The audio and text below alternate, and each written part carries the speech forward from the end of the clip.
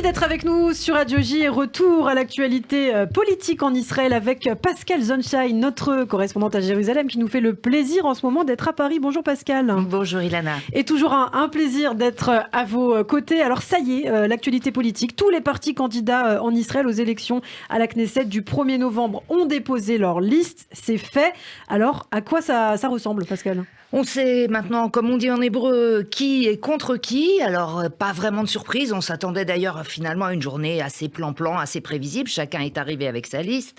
Le Likoud a réservé quelques bonnes places à des dissidents du parti de Naftali Bennett, comme on s'y attendait, et laisse d'ailleurs une place un peu plus importante à des candidats sionistes religieux, justement, indication que son parti voudrait essayer de récupérer cet électorat dans sa branche modérée. Il a aussi, Benjamin Netanyahou, réussi à rabibocher les partenaires de son bloc. On l'a vu justement avec le courant ultranationaliste religieux Smotrich Ben Gvir qui se sont mis d'accord. Chez les orthodoxes ashkénazes, même chose. Donc, de son point de vue, le Likoud, là, avance de manière assez confiante. Au centre, pas de surprise non plus. Le parti de Benny Gantz, qui s'est allié avec Gideon Sa'ar et qui a fait rentrer Gadi Eisenkot, l'ancien chef d'état-major. J'en perds mon souffle. Yair Lapid, même chose, qui repart à peu près avec la même équipe. Sauf que là où c'est effectivement moins clair, c'est d'abord, à gauche, les partis Meretz et travaillistes, finalement, vont aller en course séparée, ne se sont pas mis d'accord.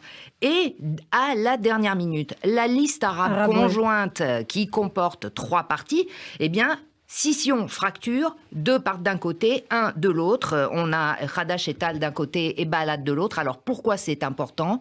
Parce que dès qu'il y a effectivement un déséquilibre à l'intérieur, justement, notamment des partis arabes, cela va influer sur le poids des blocs Netanyahou d'un côté, bloc du changement de l'autre. Et donc là, effectivement, a priori, une bonne nouvelle pour le bloc de Netanyahou de voir plus de partis arabes avancer en course séparée, donc avec le risque que certains n'arrivent pas à passer le seuil des 4 mandats pour être représentés à la Knesset. Donc là, la campagne peut véritablement commencer. La campagne peut commencer. En réalité, on peut dire qu'elle a commencé depuis le 20 juin, sauf que maintenant, entre les vacances et puis les fêtes qui arrivent, elle sera très probablement ramassée sur les 2 dernières semaines d'octobre. Donc, on n'a pas fini d'en entendre parler. Et surtout pas avec vous, Pascal. Merci beaucoup, Pascal Zonshine, notre correspondante à Jérusalem. Vous le savez, Pascal, on la retrouve tous les matins à 7h26 sur Radio J, également en début d'après-midi dans le Grand Journal à partir de 14h. Ça y est, vous rentrez en Israël, Pascal ?